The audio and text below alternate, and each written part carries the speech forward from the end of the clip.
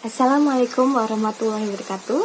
Perkenalkan, kami dari kelompok 13 dengan yang beranggotakan saya sendiri Cynthia Ayu dan salah satu rekan saya itu Kak Siti Nurhomsah. Di mana di sini kami akan menjelaskan tentang salah satu materi yang terdapat pada mata kuliah Bahasa Indonesia, yaitu tentang mengaktualisasikan diri melalui artikel ilmiah. Nah, mungkin nanti kami akan menjelaskan tentang beberapa poin yang ada dalam materi yang akan kami sampaikan pada hari ini. Yang pertama yang akan kami sampaikan adalah tentang latar belakang kenapa sih kita harus mempelajari mengaktualisasikan diri. Nah, pada hakikatnya setiap manusia itu memiliki potensi yang ada dalam dirinya. Nah, potensi diri yang dimiliki oleh seseorang itu pada dasarnya merupakan sesuatu yang unik. Artinya, tidak ada keharusan seseorang memiliki potensi atau kemampuan yang sama persis. Semuanya diberikan sesuai dengan kesanggupan dan kemampuan seseorang dalam mengembangkan potensinya. Dan semua manusia dilahirkan dengan kebutuhan instiktif yang mendorong untuk bertumbuh dan berkembang, untuk mengaktualisasikan diri, mengembangkan potensi yang ada sejauh mungkin. Mahasiswa sebagai peserta didik atau kami pada hakikatnya juga memiliki segenap kemampuan dan potensi yang ada dalam diri kami. Dan potensi-potensi tersebut tidak akan berarti tanpa kemampuan untuk mengaktualisasikan dirinya. Perubahan pada diri kami dapat maksimal dengan baik jika mereka dapat mengetahui potensi yang ada dalam diri. Kemudian dapat mengarahkan kepada tindakan yang tepat dan teruji. Jika siswa tidak mampu mengaktualisasikan diri melalui potensinya, maka kami akan mengalami kesulitan dalam menemukan identitas atau jati diri sendiri yang akan menyebabkan kami tidak mampu berkembang secara optimal. Aktualisasi diri berarti mewujudkan segenap potensi dan kemampuan diri secara nyata. Sebagaimana telah disampaikan oleh Asmadi dalam bukunya, aktualisasi diri merupakan terwujudnya seluruh potensi diri yang dimiliki, sehingga yang muncul adalah kepercayaan diri dan penerimaan diri secara penuh. Dan aktualisasi diri merupakan kemampuan individu untuk menggali dan mengembangkan segenap potensi yang dimiliki untuk menjadi diri sendiri, untuk meningkatkan kualitas hidupnya, dan mewujudkan potensi dirinya untuk menjadi apa yang dia bisa. Dan kebetulan, aktualisasi diri merupakan kebutuhan yang penting untuk memahami perkembangan mahasiswa. Di mana jika mahasiswa mengarah kepada kebutuhan ini, maka mahasiswa akan menggunakan sepenuh kemampuannya, kapasitas, dan potensi yang dimilikinya. Lalu, jika kami atau mahasiswa sudah menggunakan sepenuh kemampuan, kapasitas, dan potensi yang ada dalam dirinya, maka terbentuklah kepribadian yang sehat sebagai remaja yang sedang berkumpul menuju kematangan.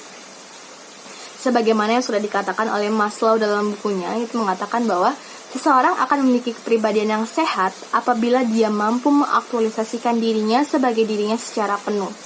Yang artinya, jika kebutuhan aktualisasi mahasiswa tidak terpenuhi, tidak berkembang, atau tidak mampu menggunakan kemampuan bawaannya secara penuh, maka kami akan mengalami kegelisahan, ketidaknyamanan, atau bahkan frustasi. Lalu untuk poin yang kedua yang akan saya jelaskan adalah tentang membangun konteks teks ilmiah. Mungkin di antara kita sudah pernah membuat tentang bab 4 di laporan penelitian. Sebenarnya di bab 4 tersebut dapat dituangkan ke dalam artikel ilmiah. Artikel jenis ini disebut artikel penelitian, yaitu artikel yang didasarkan pada penelitian. Dan jenis artikel lainnya adalah artikel konseptual, yaitu artikel sebagai hasil pemikiran secara konseptual. Artikel jenis yang kedua ini tidak merupakan laporan penelitian. Dengan demikian, terdapat dua jenis artikel ilmiah, yaitu artikel penelitian dan artikel konseptual. Sebenarnya sih masih ada jenis artikel lain, yaitu artikel ilmiah populer. Nah, cuma sebenarnya dia sama kayak artikel konseptual, tetapi disajikan dengan gaya yang lebih informal, itu aja. Nah, terus poin yang ketiga yang akan saya jelaskan adalah tentang menelusuri dan menganalisis model teks artikel ilmiah. Dengan menelusuri model artikel ilmiah, mungkin kita semua akan mengetahui cara menyusunnya. Ternyata artikel ilmiah itu ditata menurut konvensi yang berlaku di lingkungan akademik secara internasional. Nah, konvensi ini harus kita ikutin. Kalau enggak, nanti kita sebagai insan akademik nggak akan dapat menyesuaikan diri atau tidak dapat mengambil bagian secara penuh dalam percaturan keilmuan. Pendek kata, dengan artikel ilmiah, Anda atau kita semua dapat mengomunikasikan kompetensi keilmuan yang kita miliki kepada pihak lain.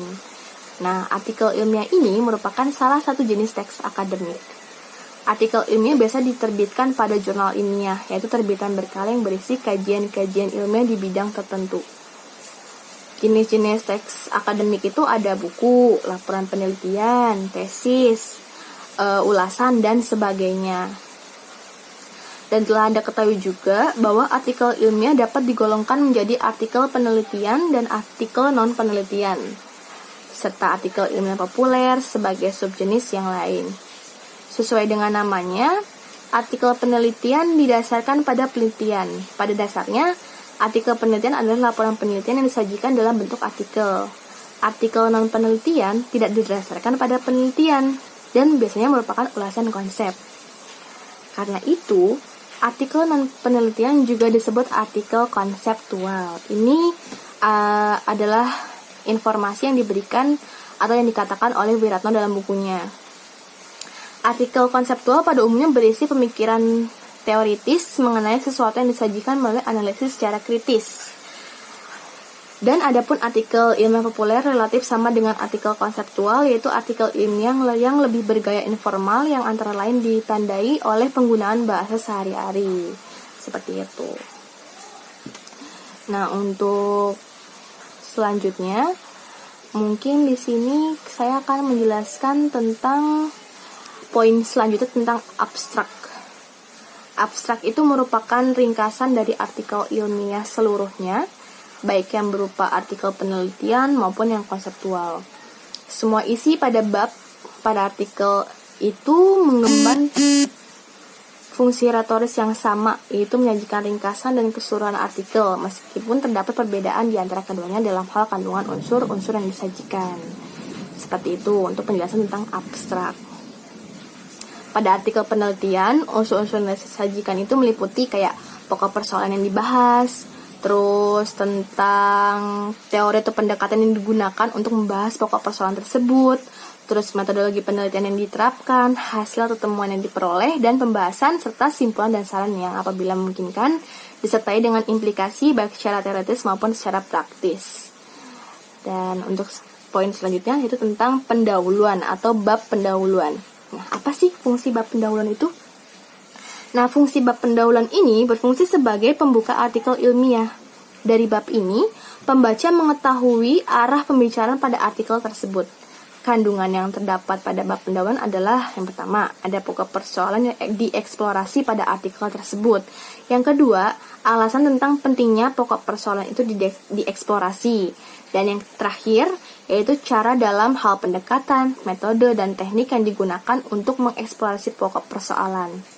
Selain itu juga, pada bab pendahuluan sudah disinggung teori yang digunakan untuk membahas pokok persoalan yang diajukan.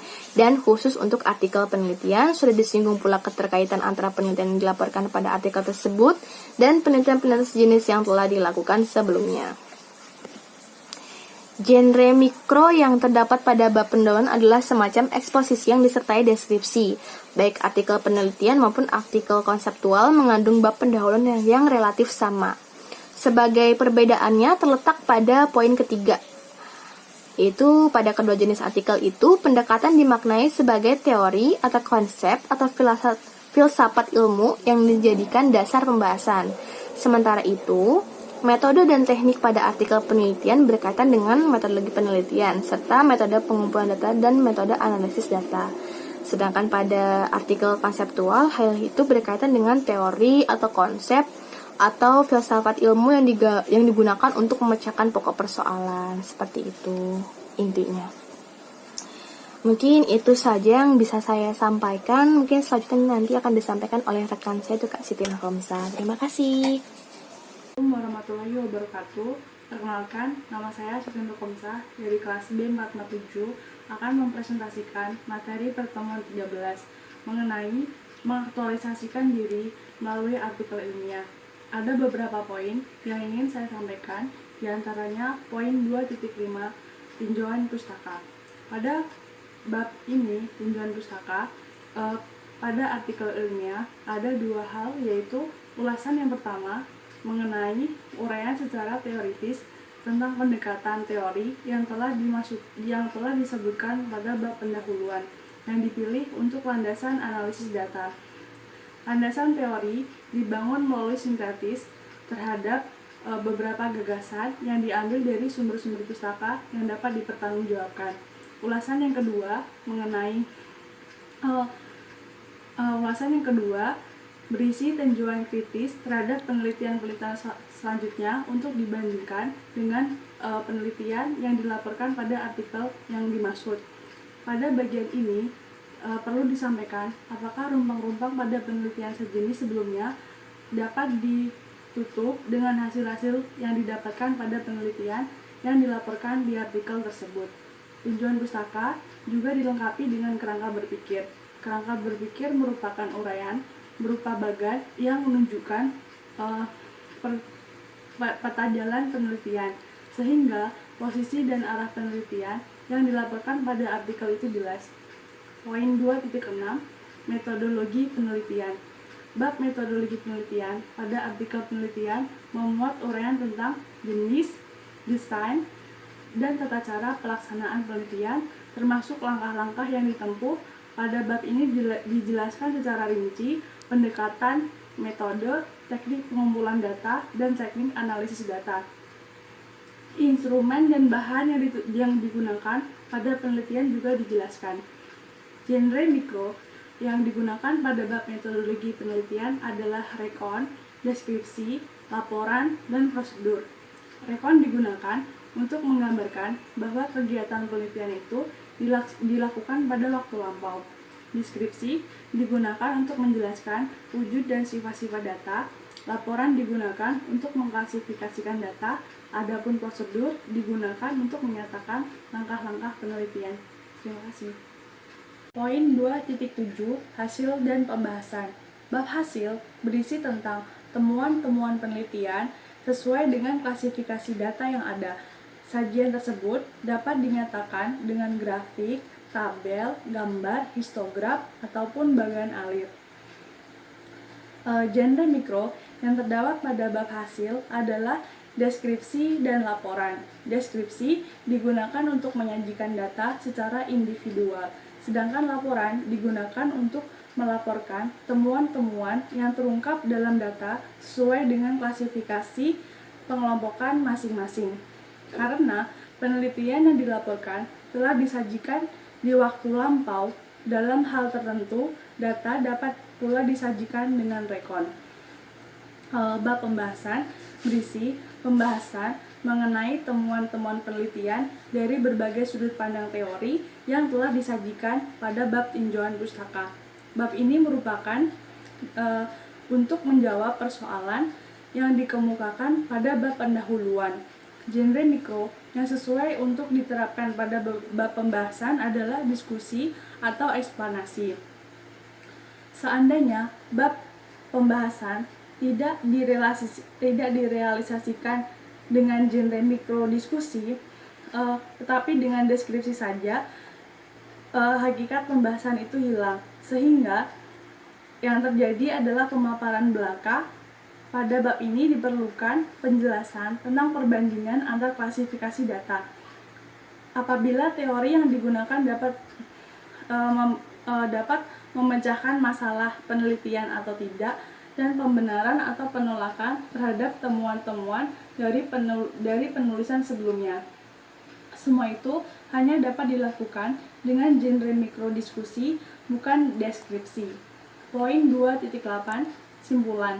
Bab ini merupakan jawaban langsung terhadap pokok persoalan yang disajikan pada bab pendahuluan, dengan hasil seperti yang telah disajikan pada bab pembahasan.